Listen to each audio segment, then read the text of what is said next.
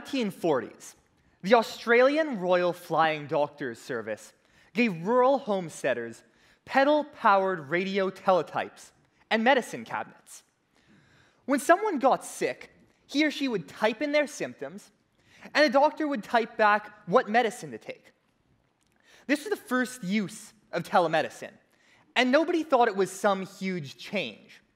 Doctors were simply using the communication technology of the time to approximate an in-person appointment as best they could, good enough for people with no other options. Replace pedal-powered radio teletype with iPhone, however, and you'll see that our fundamental thinking on telemedicine hasn't changed much in the past 70 years. Communication technology is about remotely replicating human senses. And now we have HD audio and video. But video chat will never match your senses. You will always see more with your own eyes, hear more with your own ears.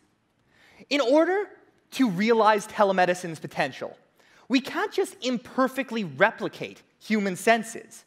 We have to invent new ways to improve them. Take dermatology. Visual examination is key. Right now, a patient or a family physician can approximate an in-person appointment by sending a picture of a skin lesion to a dermatologist.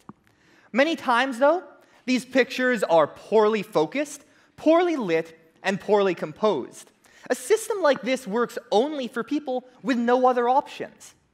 But I saw an opportunity. Could we use telemedicine's inherent advantages to make the pictures equal to, or perhaps even better than, a visual examination? This can't be done in the home. It needs to be done in the doctor's office. Effective telemedicine requires routine, because the people collecting the information are different from the ones interpreting it. But this routine, if followed by trained medical professionals, can be used to implement best practices. We use cutting-edge studies and guidelines to generate a religiously followed protocol, an overview scan at 12 inches to show location, a close-up scan at 7 centimeters to show color and geometry, and a microscopic scan to show hidden detail. We use advanced sensor technologies with perfect color and resolution that beats the human eye. We display our images to their truest detail on monitors that simply wouldn't be practical in every exam room. And finally, we compress time for the physicians. A technician can spend 5 minutes imaging a lesion that a dermatologist spends 30 seconds examining. This is the reduced sense, or the enhanced sense, for dermatology.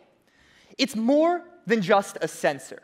It's the entire system that distills the diagnostic process into the necessary information. This approach can work well in fields that rely heavily on physical examination. Imaging is the most straightforward.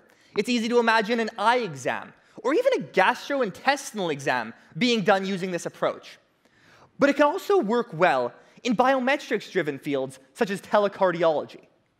For certain diagnostics, telemedicine could match or even exceed the quality of in-person care.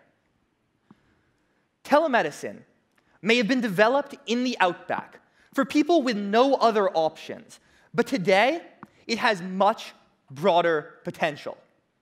If we change our approach, telemedicine can be a tool available to every doctor, allowing them to give their patients the best quality of care. Thank you very much.